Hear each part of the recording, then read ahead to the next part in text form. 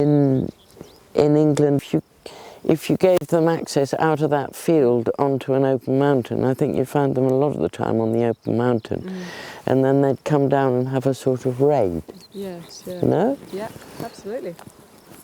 Yeah, the tragedy is that a lot of the grazing in the UK is old cow pasture. Yes. So I'm Bente Hardman. I work as an equine physical therapist back in the UK.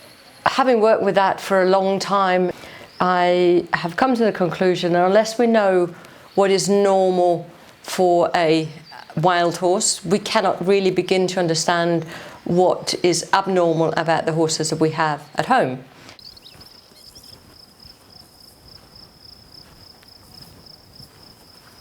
Oh, Pinch.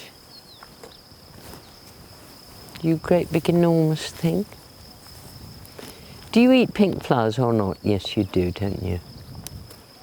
I was lucky enough to be able to do a little bit of craniosacral therapy and a little bit of sort of assessment of one of the stallions called Pincho. He was born on the mountain, but then he spent a couple of years on the farm before being reintroduced into the wild, so he's approachable.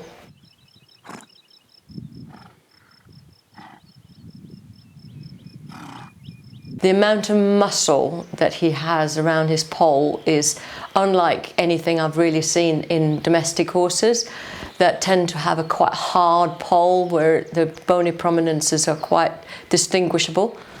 Here it was all covered in muscle, and same thing with the masseter, which is the muscle covering the jawbone.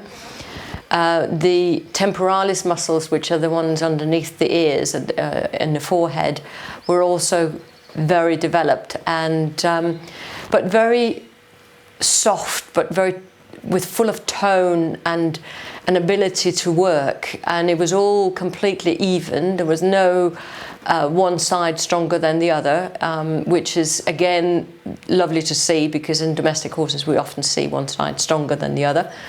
Incredibly powerful, but not stiff at all.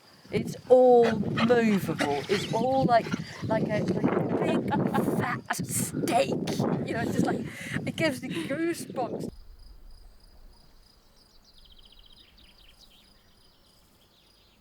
I came to the conclusion, together with Lucy, that the development of the muscle has really come about because they graze all the time and they make hundreds of tiny little movements with their head, which strengthens the muscles over the poll and around the jaw.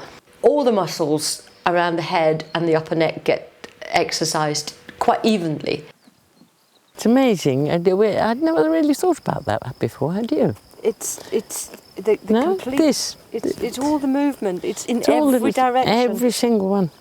We have a tendency to feed our domestic horses in the same spot all the time, and therefore their muscles develop according to that, and often horses have one-sidedness that comes out in the riding, but we may have to look to the way that they're kept to find out the start of the imbalances perhaps.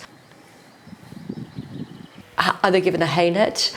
Are they always fed in the same spot in the stable, in the bucket or a feed manger? And where do they drink their water? And what do they get out of their grazing? Do they have to work for it, or do they just have to take big mouthfuls and then effectively their stomach is full in a matter of minutes? So all these questions have sort of been bubbling up this week.